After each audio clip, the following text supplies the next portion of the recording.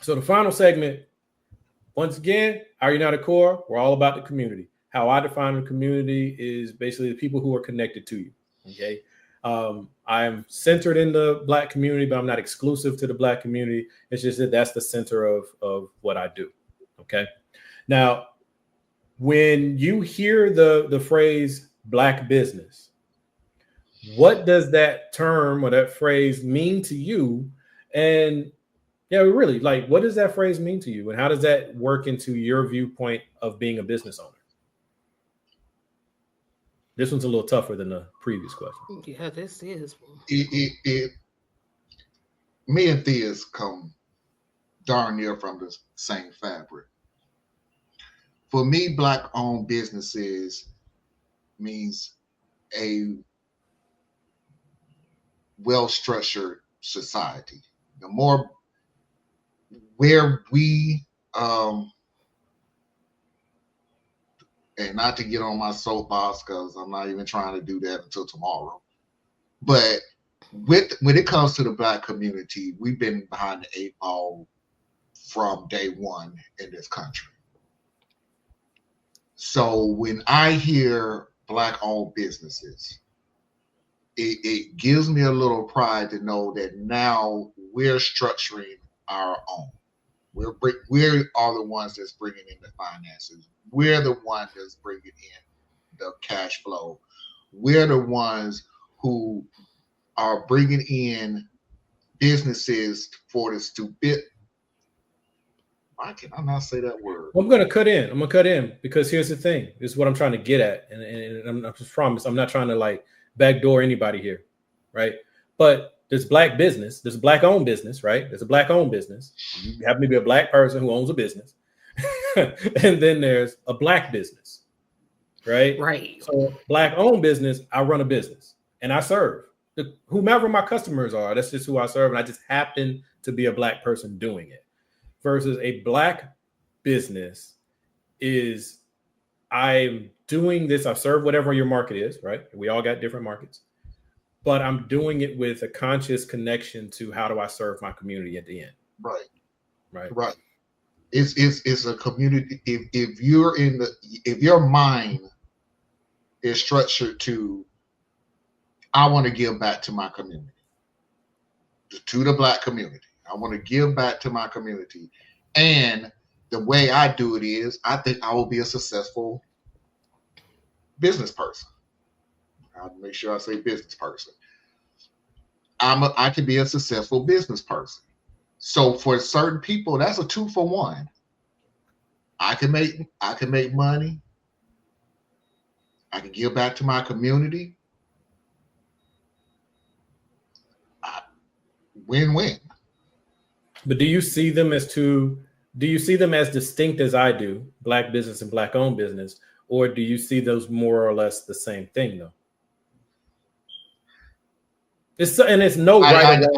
I don't know how to answer that because I don't know what the Black owned businesses is doing behind the scenes. You know, there may be times when a Black owned business have to be a Black owned business to keep the business going. Sometimes they don't have it to give back to the community. So that will make them a Black owned business. Okay. But when they start giving to the community, then they're a Black business. It can go back and forth at any given time. So I'm gonna pivot this a little bit to either Antoine or Tracy, whichever one wants to take it. But like what Marlon was just saying, a distinction I'm going to add into the wrinkle of this is you're not necessarily having to give back. If you structure it as giving it back, give back. Or if you feel it's more like the success of my family contributes to this thing, or if you feel like I'm serving the community, you know what I mean? So where do y'all? For me, I would say like this. So first of all, I would say I understand the distinction. There's a Black owned business and a Black business, right? I think more so I'm a business first that happens to be owned by a Black person, right? Now, when I do have a duality of my business where when it comes to my community, I do market in my community. And when I work within my community, they have an understanding that I know the nuances of our community. And that being said, that I understand the challenges that are also presented in our community. And I'm also giving them as an authority what I have seen in the industry that also presents a challenge to my community. So I'm giving them an insight to how to navigate through these channels and through these different conversations. And as a person of that same community. So I'm speaking to them in a language that we all understand, that we all are. Well, no, I'm not talking over your head or anything like that. I'm not trying to seem erudite or anything like that with my speech is, but I'm saying this is what I see in our community that affects our community and how we need to negotiate and navigate through it. As a Black business, that's what I do. But I'm a business first and foremost, which is to be my goal is to be profitable. But I'm also a consciousness that I do it with a Black consciousness for my people. I won't say I just do it for Black people, because I don't. But I do when I engage with my community, my community, I am conscious in what I say, how I say it, letting them know I understand the nuances of what we're talking about, and I understand that what they're facing, and I give them insight from a business community of what they're seeing, and then to make them more more attractive to do better business in, and to make sure that we're breaking those generational curses and things like that are within our community. Because I have that understanding. Now, if I was another business that does the same thing, they probably would not have the understanding of those nuances. They may not even. Go ahead. So I was going to say, so I'm not going to assign percentages or anything to anything, but it's kind of like if I'm following you, you're more structured as I am a Black owned business and I do Black business, right? But it's not like being a Black business isn't part of the identity of what I do.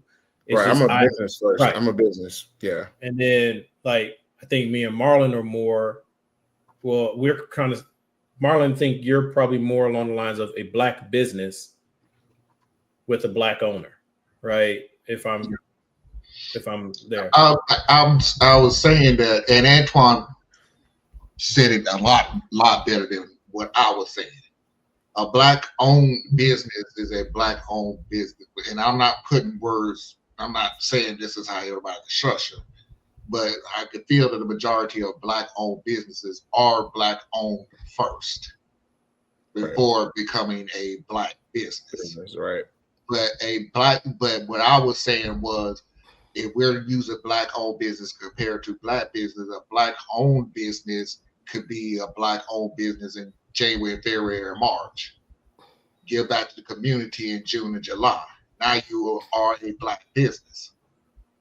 Oh, no, I'm going to pause that because I was unclear.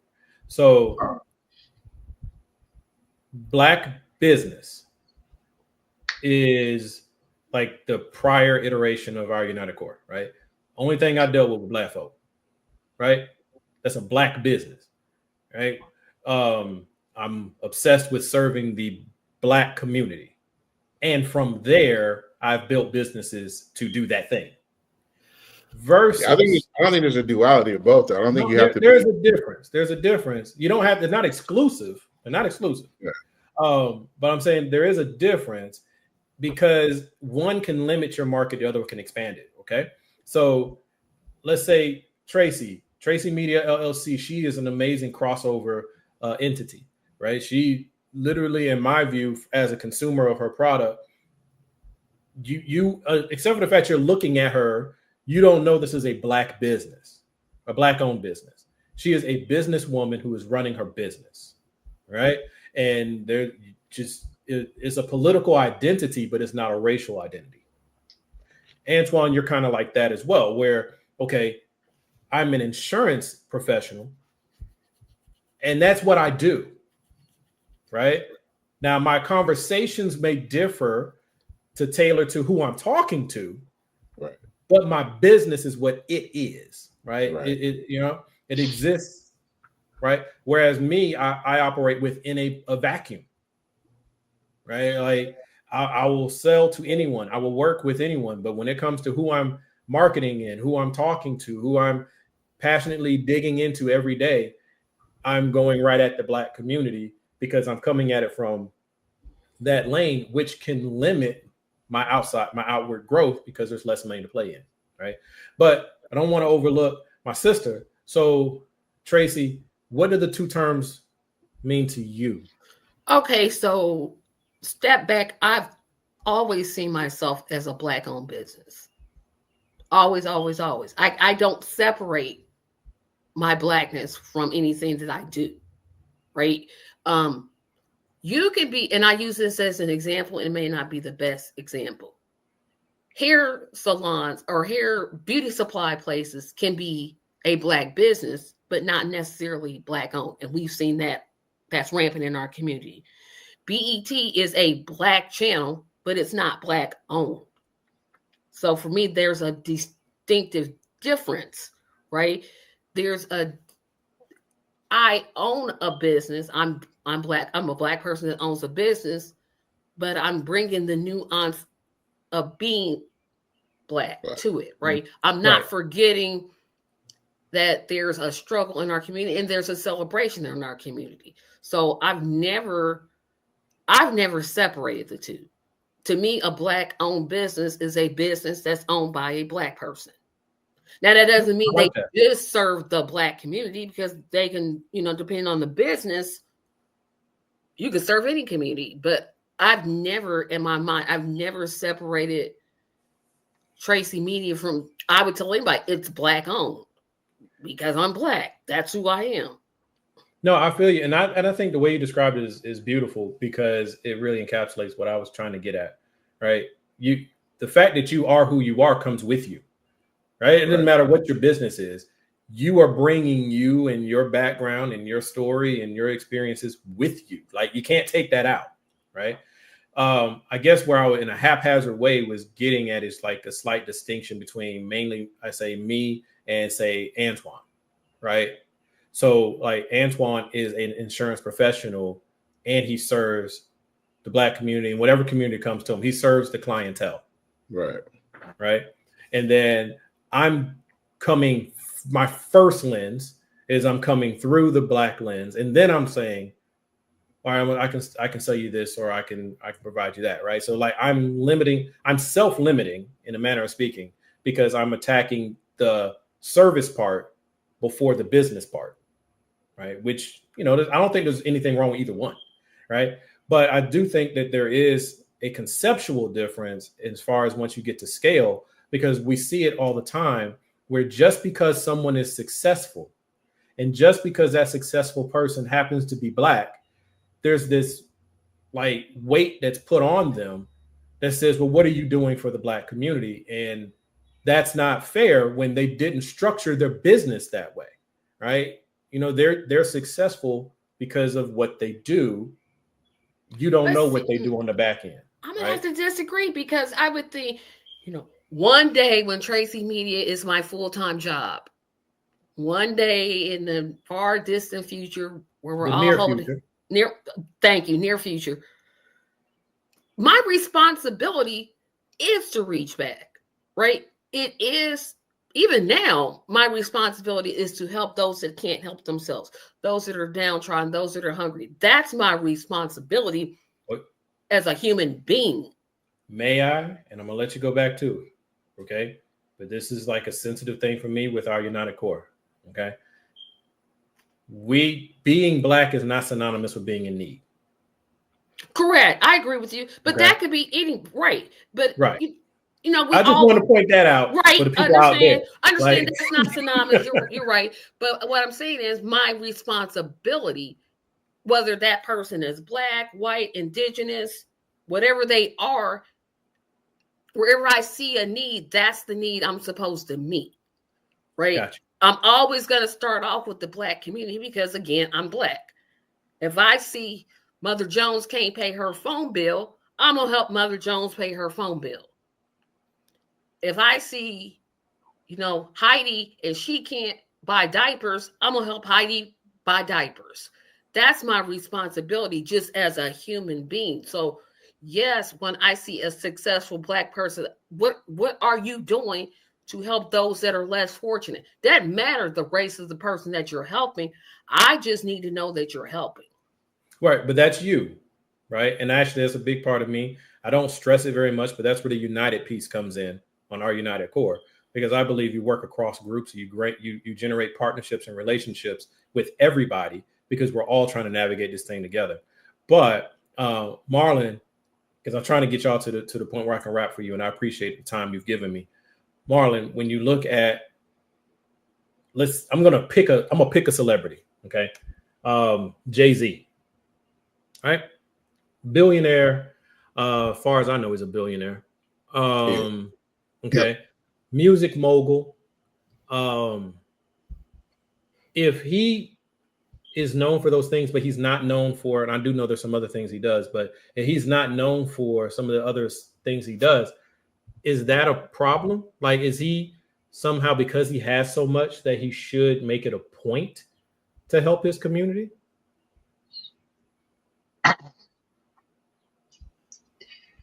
I'm trying to structure this answer so it makes sense, because I don't want to go off somewhere else.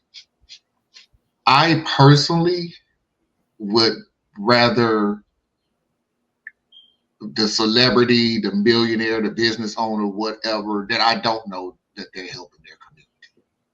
Because I feel like if they're helping their community, they're just doing it.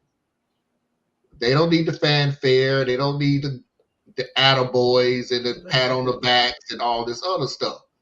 A school all of a sudden got built from out of nowhere, funded by somebody. We don't know where the money came from. Good. We don't know who that money came from. Good. Compared to a lot of people who would have made sure that their name was on the building. They had a parade walking up to the front door. The street that the school is on is named after them all of a sudden. But what you're getting at, bro, and Antoine, definitely chime in here, is kind of like the Michael Jordan effect, right? So you have Michael, you got LeBron, you got all the big names, right? And Oprah is a really good example. Does a lot of things, and they don't put their name on top of everything. But because they don't put their name on a lot of things, they are suffering the scorn. Do you follow what I'm saying? Yeah. Oh, I know. So are they in any way obligated for their own personal, so they're not always the bad guy when they're doing good things, right? Well, I mean, there's a lot of reasons why they don't put their name to it. It might not just because of they don't want there might be an overwhelming amount of need that might be that's out there. And then now you put your name to it. Now everybody is coming to you with that need. Now you have to now you have to be equally. Yeah, you have to say no to so many people don't pick so many certain. Now you won't do enough for the community. Now you ain't doing enough. Now you subjecting yourself to scrutiny. You don't do that. You got all this money. You don't do that. You got billions and billions of dollars. Get back. You got all this billions and billions of dollars, and you don't put it to the community no more. You know what I'm saying? You could give a couple billion over here, a billion. The white folks do.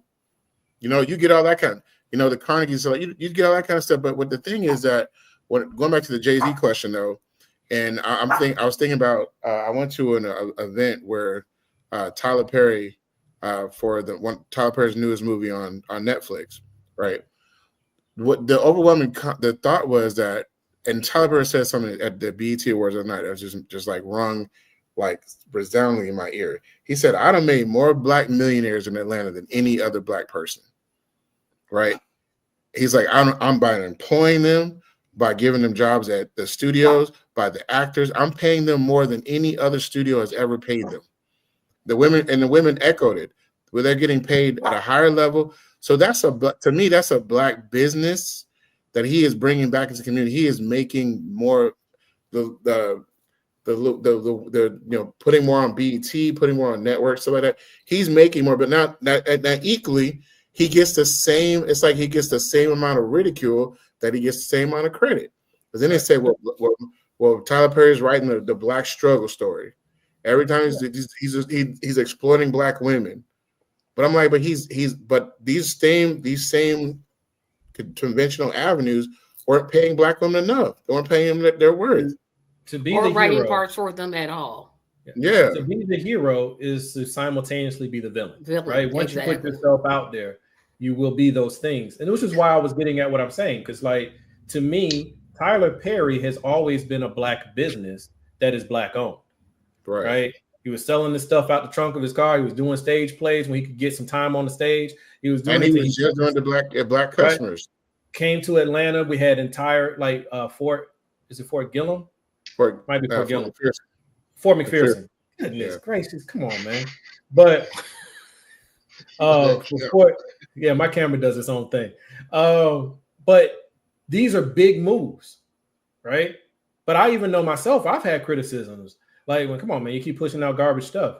But the thing is, it may not be the highest quality, and he may have his own personal flaws for like not wanting to relinquish some of the power to let new creatives in.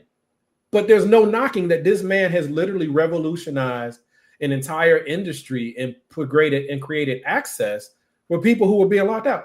Taraji P. Henson, one of the biggest female actors in the game, had to start doing stuff with Tyler to get paid. Right. Exactly. You know?